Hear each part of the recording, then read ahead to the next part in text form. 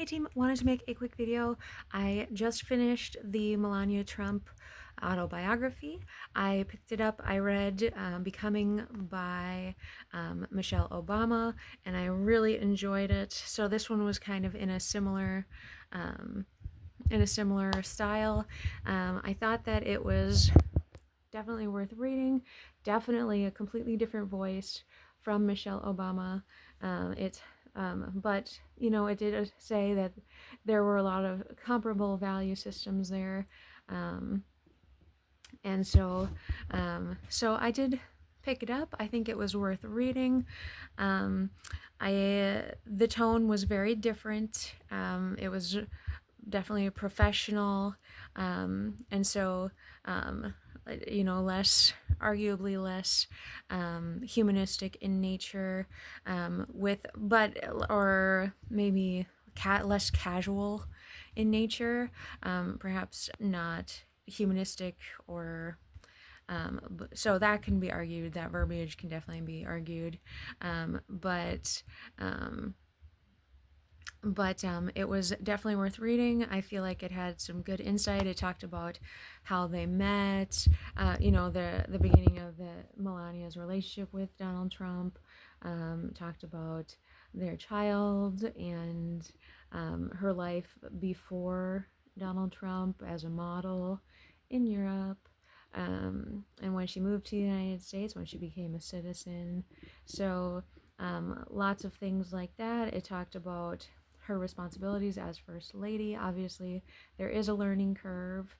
And so she mentioned that, and she talked about her team and moving into the White House and the modifications that were made and the protocols for that. She talked about her responsibilities as the First Lady, and she mentioned being invited into the Situation Room, which I think she said she was like the first lady to be invited into the Situation Room for a situation. And I can't verify that. I don't know the history there, and I did say I believe that citation is what was said, but that is definitely, I think, a step in a direction, and so that's worth talking about, the openness and responsibilities, and if that was a step in a good direction or not, to have that level of trust in your partnership, in your home, and with the First Lady present. Um, she talked about diplomatic outings and meeting with the princess in the Middle East, and the president in Asia, and different social structures there and societal norms, and so just different things that she learned while she was acting as First Lady, as a diplomat for the United States of America. So I think that was good. I don't recall that sort of information as much in Becoming per se. So I think it was definitely discussing the responsibilities, and the lifestyle, in a different way. So I think that was interesting. I thought it was good to have read. It took me a while. I took a solid break in there, just life, how that happens, but I picked it back up, and I think it was worth it. There was a note at the end that there was some discrepancies in how I heard this story the first time, and I was surprised that it was added into the autobiography, just because the tone of the previous chapter seemed like it was ending, so it felt like someone had added something on, perhaps hastily, and so the tone was different. There was good meaning in the final passage, and there was a little bit of strange. I felt like some of the things that were called in were a little bit strange, just given the sheer amount of responsibility and um, associated with the role of being president versus not. She talked about the violence in January 6th, um, and how she was unaware, and they were called, of course, into the bunker, the safe room. And she also touched on a circumstance in which they went into the safe room per the Secret Service, and she said that upon entry into the safe room, cell phones and devices are immediately, for safety, cut off, and they cannot, like, they're completely cut off, and so um, like, there is no in and out and reactivating and getting that service back, um, as a security feature. And I thought that that was actually something that was interesting as well. And it makes a lot of sense for security if you are under attack in the White House, and like as a representative, um, with that much affluence and sway and responsibility in way of caring for our nation, um, threats of national security.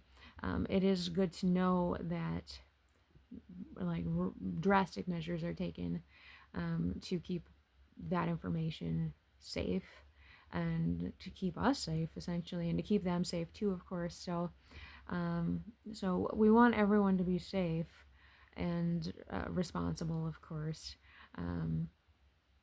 and not under attack. Um, that, that was just an interesting little blurb that was mentioned. So little techie thing, but otherwise, I thought, I did think that it was worth reading, definitely because of the later, information about. I mean, it's cute to know the love story too, but I mean, it wasn't. Um, it was still. It still had that professionalism and a little bit of aloofness, and um, so but that was fine. That's also not my business, so to a certain extent. I Some things I feel like were potentially edited for tastefulness, and that's probably, relationships can be a little messy, and and so with political correctness and subjects such as sex, so that you'll see that. And so you can kind of try and read between the lines a little bit, and but it's I mean, you want to support healthy relationships and partnerships as well, respectful, responsible partnerships. So anyway, but the information about the goings on and the diplomatic adventures were definitely interesting to me. So from her perspective, and I was surprised because I am not following her on social media, and I should be. I wanted to be. As soon as I read that she had the Facebook account, I was like, why am I not following her? That's strange. I'm I'm pretty sure that I'm following Donald Trump. If not officially, I definitely go on his page a lot just to get the information from POTUS. So it's just a responsible thing to do, to know how we are being governed and what is being posted. Um, it's responsible and it's respectful, and it's just a good idea. So, and with social media, it's so accessible too. So I am surprised that I am not following Melania, and I want to be. I also did Google. She was talking about her career as a model, and I did Google her wardrobe. I wanted to see her lookbook, but I didn't see. Models would traditionally have. I used to watch America's Next Top Model with my mom growing up. She has the height of a model, as does my sister, but I'm just middling. So, so, um, so, so we used to watch, and so they had lookbooks, and she mentioned her lookbook, I think, in auditioning and for different whatevers, and so I did kind of look for it, and it wasn't there. That would be kind of a cute thing to share. Just even watching America's Next Top Model, it was so cool to see some of the dynamic, interesting photos that are taken, the creativity and the fantastical elements, and the dynamicy of your portfolio. It's very interesting um, to see that, and it would be very cool to see hers also prior to her presidential affiliation. There might be some that are arguably in lesser taste. I didn't see it on the internet. She said that she did a photo spread for, who's it, like Vogue, and so I found her wedding dress one from their wedding, um, and it was not a gown that I would choose for myself, but it was very pretty, and so you still want to kind of support and a good love story. Um, so otherwise, I didn't see it, but I think definitely after the president, she obviously would have the power to veto any of that stuffs. Um, but a lot of them would be so cool. It'd be such a shame not to share that as part of the legacy, because people believe in dreamscapes and fantasies and the power of photography, and that's not something to be ashamed of. So, and if a lot of it is catalog work, like basic, like now I'm in this outfit. Now that's okay too, but less creative. I'm not a model, like I said. It's I don't have that height, perhaps some of the more fantastical photo shoots were just for TV. That'd be a bummer. But anyway, okay, that's it for now. Um, Basic curiosity. I did see online that there is a book coming out of the looks of Michelle Obama, and I did find it on my book app that I am using right now, and I have reserved a copy, so now I just have to wait for it to be available. But I do think that is interesting, and it's part of the presidential culture and learning about that, and how that's presented. And it's our leadership, it's the leadership of our nation. So seeing all elements of it is responsible and important. And that includes how different people are styled in their roles, why they are styled in that way. Like, I think with Michelle Obama, she was so down to earth, and her storytelling was so down to earth. And um, I think, and obviously it was a landmark presidency, as is Trump's. Obviously, he said that, in it, they said he wanted to shake up that traditional, pardon me, that traditional presidential, the traditional politics. And I think that that is undeniable. Obviously, everybody, with the fascist regime comments and all that, and there's so much of it.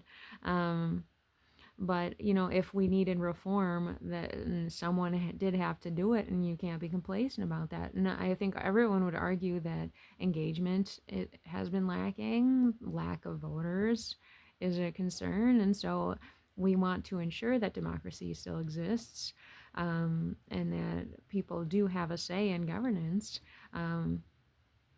But we also want to make sure that everyone is informed in that, and they have good information coming to them, and they are able to make educated choices, and have candidates and the ability to vote for representative leadership. So I think everyone could potentially recognize the need for reforms and for action to actually take place, and for more engagement, to spark more engagement, which is where questionable, fake news, drama, unnecessary drama might be coming in to try and spice up politics, to get people to pay attention, to um, well, arguably to be able to gossip about it, but also to be able to participate. So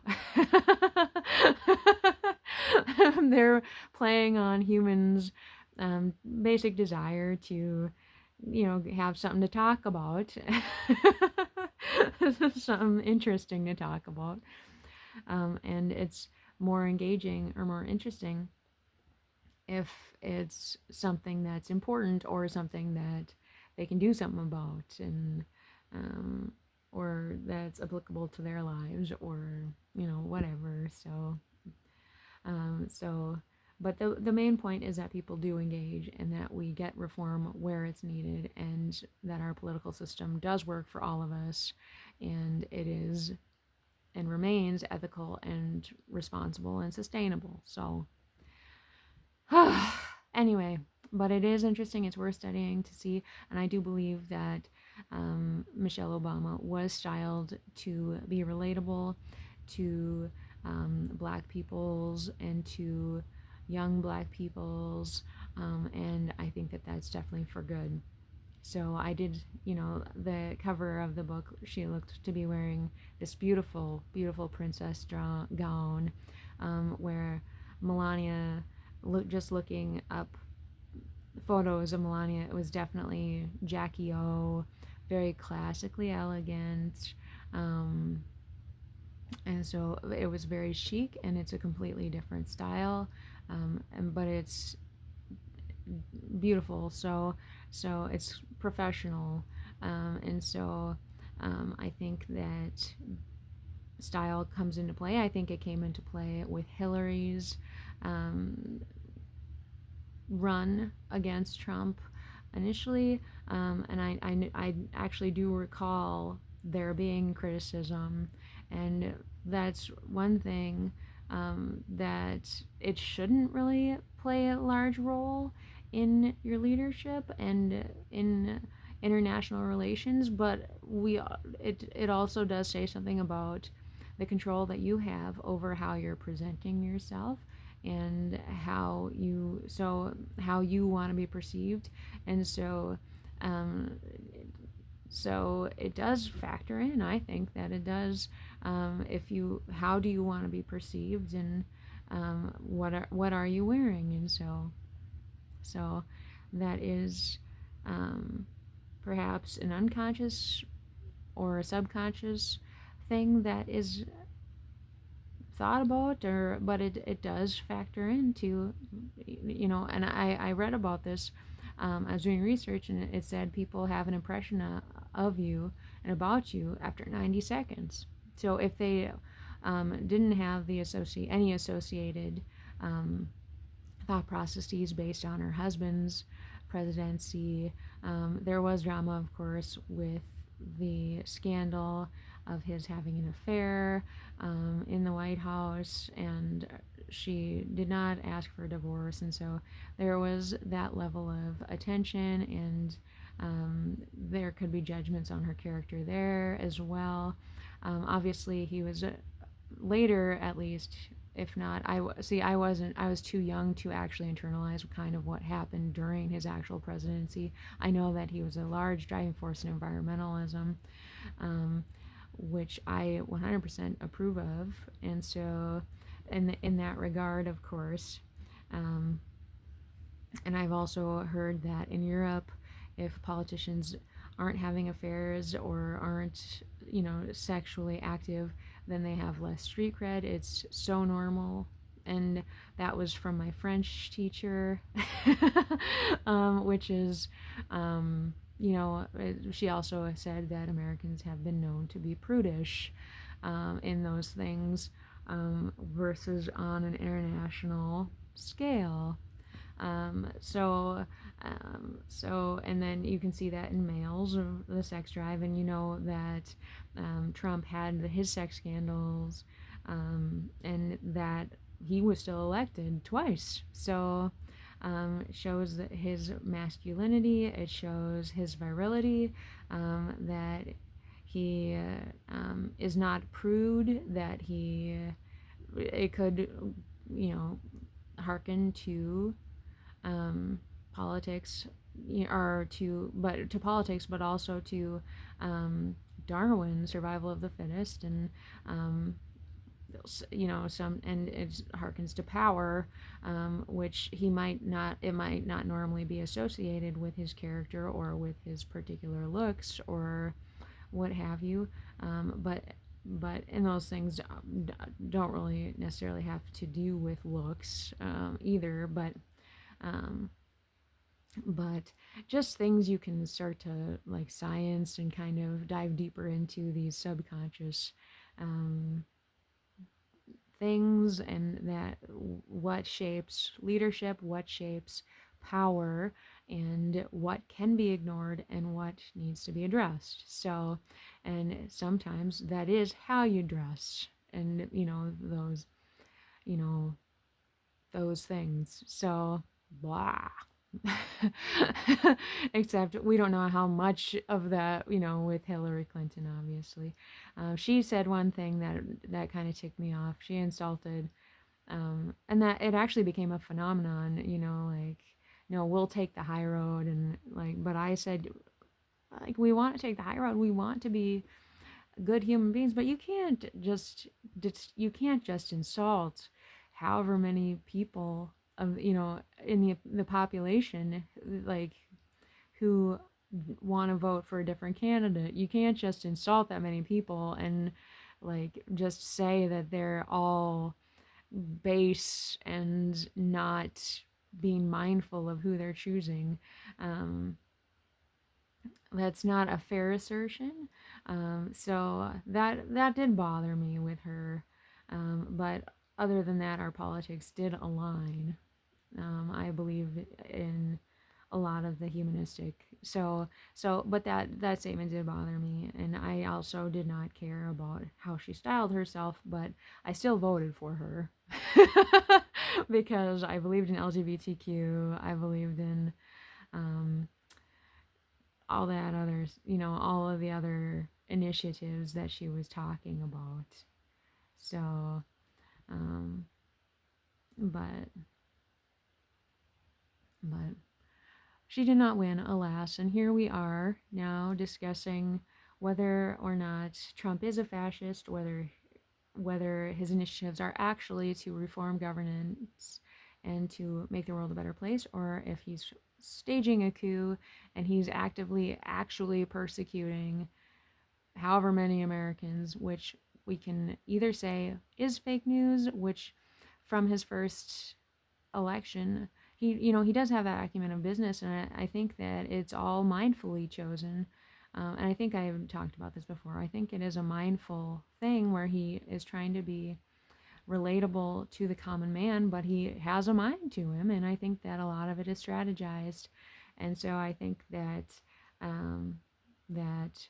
there was foreshadowing with all the fake news, fake news, fake news, and I think that is how a lot of the ICE things are going on in Portland, and so that's actually calling attention to the veracity of the fake news, to say, hey, how much of it is fake news, how much of it isn't fake news, and so it's all. I think that it's a very uncomfortable dynamic because you don't want people tortured, you don't want people sent to prison unnecessarily after.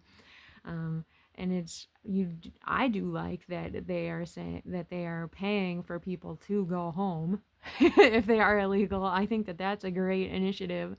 If you are illegal, get yourself a ticket on us and then come back legally. I think that does actually make practical sense, to go and come back legally.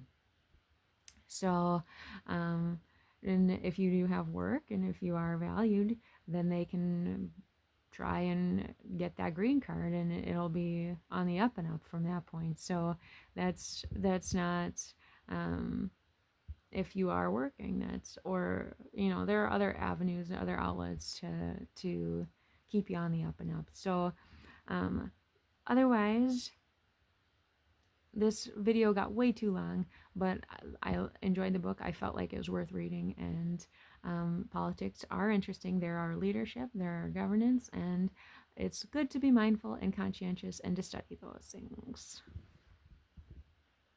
All right, bye.